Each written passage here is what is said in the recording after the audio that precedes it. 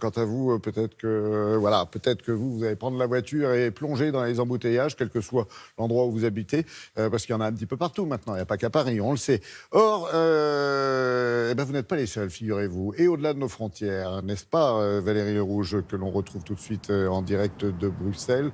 Oui, Valérie, parce que effectivement, le gouvernement a l'air de vouloir prendre les choses en main et de réduire l'utilisation de l'automobile, en tous les cas, réduire ce qu'on appelle déjà chez vous à Bruxelles un fléau.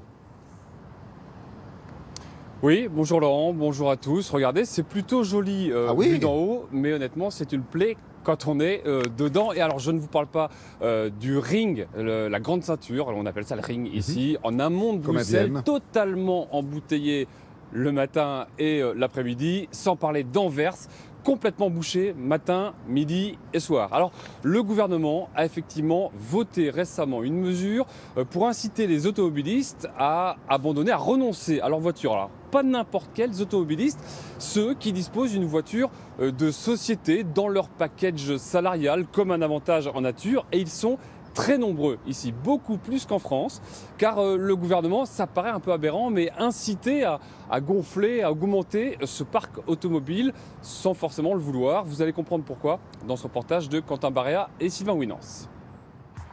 1h30 pour 20 km. C'est le quotidien de nombreux Belges qui travaillent à Bruxelles ou à Anvers. La Belgique serait le pays le plus embouteillé d'Europe. En cause notamment les 600 000 voitures de société. Dans cette entreprise de consulting, 26 salariés et 26 voitures de fonction. Car les patrons ont tout intérêt à en fournir. Les voitures de société, depuis certainement une dizaine d'années, font partie de l'offre salariale.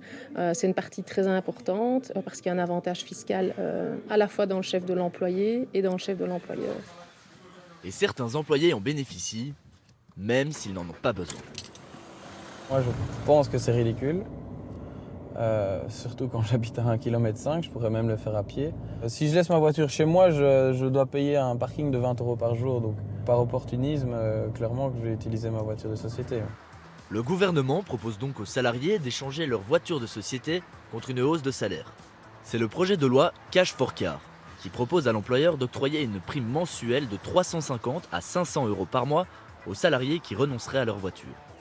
Selon ce député libéral, c'est une mesure de bon sens. Compte tenu de la circulation qui est de plus en plus dense, compte tenu aussi des mesures de la COP21 qui tentent de limiter les gaz à effet de serre, il a été décidé que c'était peut-être un moment pour essayer de faire rentrer du parc de ces voitures de société un maximum de voitures au travers d'une mesure fiscale.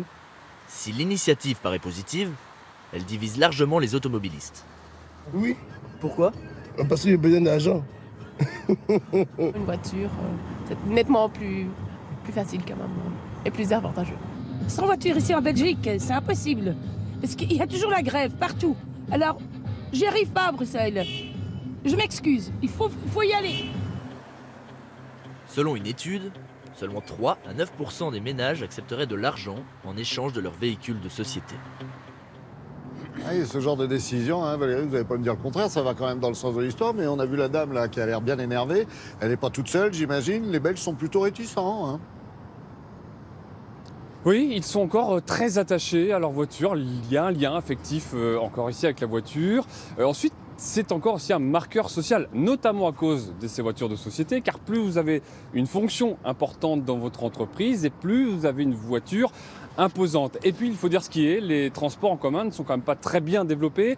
La meilleure preuve, c'est ce RER dont on parle depuis 30 ans, un réseau express de train pour accéder à Bruxelles, 30 ans qu'on en parle quasiment. Premier coup de pioche et les travaux ont commencé en 2004, toujours pas l'ombre d'une rame, mais on parle maintenant d'une inauguration peut-être pour 2025, 2028. Et donc en attendant, on va encore prendre la voiture. Ah oui, bon, c'est vrai que l'image est jolie, mais je vous plains quand même. Merci beaucoup Valérie. Sachez comme ça, entre nous, et vous le savez, qu'en France, dès qu'on touche à la voiture des uns ou des autres, je crois qu'on a le même genre de réaction. Allez, bonne journée.